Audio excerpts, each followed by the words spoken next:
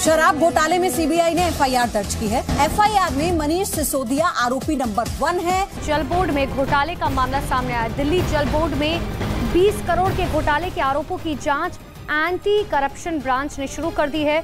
दिल्ली सरकार के अधीन आने वाले जल बोर्ड के अधिकारियों और बैंक अधिकारियों पर घपले का आरोप भी लगा है। खुद को कट्टर ईमानदार कहने वाले अरविंद केजरीवाल अब नई मुसीबत में फंसते नजर आ रहे हैं।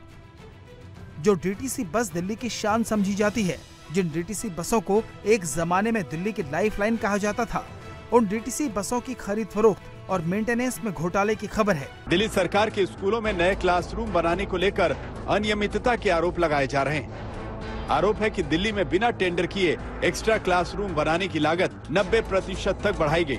टेंडर के वक्त जो बजट था उसे अवैध रूप से 17% से 90% तक बढ़ा दिया गया। 500 करोड़ रुपए का अतिरिक्त खर्च बिना टेंडर के मंजूर किया गया।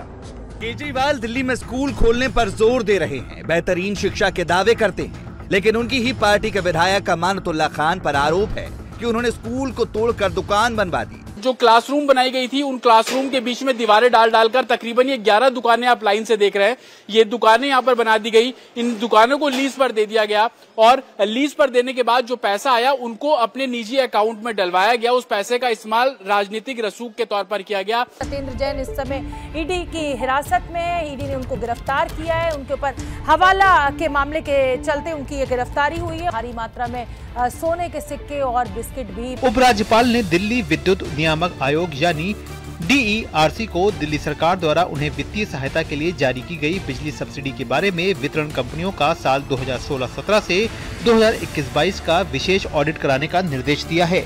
उपराज्यपाल के मुताबिक डिस्कॉम को दी गई बिजली सब्सिडी की राशि का विशेष ऑडिट बहुत जरूरी है और इसके लिए आदेश जारी कर दिया गया है। इस ऑडिट का मकसद ये सुनिश्चित करना है कि सब्सिडी एक पारदर्शी और कुशल तरीके से जरूरी लाभार्थियों तक पहुँचे। दिल्ली की केजरीवाल सरकार पर जरूरत से 4 गुना ज्यादा ऑक्सीजन मांगने का आरोप लगा है। ये जानकारी ऑक्सीजन संकट को लेकर बनी सुप्रीम कोर्ट की टास्क फोर्स की रिपोर्ट से सामने आई है।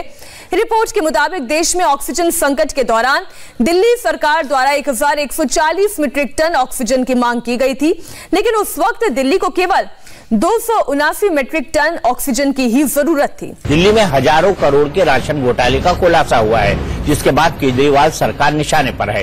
राशन घोटाले का यह खुलासा CAG की रिपोर्ट से हुआ है। रिपोर्ट में कहा गया है कि गोदाम से दुकानों तक राशन की ढुलाई जिन गाड़ियों से की गई, उनके रजिस्ट्रेशन नंबर की पड़ताल से पता चला है कि कोई नंबर बस, बाइक और 3 व्हीलर के हैं। बस, बाइक से 1500 क्विंटल तक के राशन की ढुलाई दिखाई गई है। 42 गाड़ियों के रजिस्ट्रेशन नंबर का डाटा परिवहन विभाग के पास था ही नहीं। 412 ऐसे राशन कार्ड मिले हैं जिनमें एक ही सदस्य का नाम कई बार था।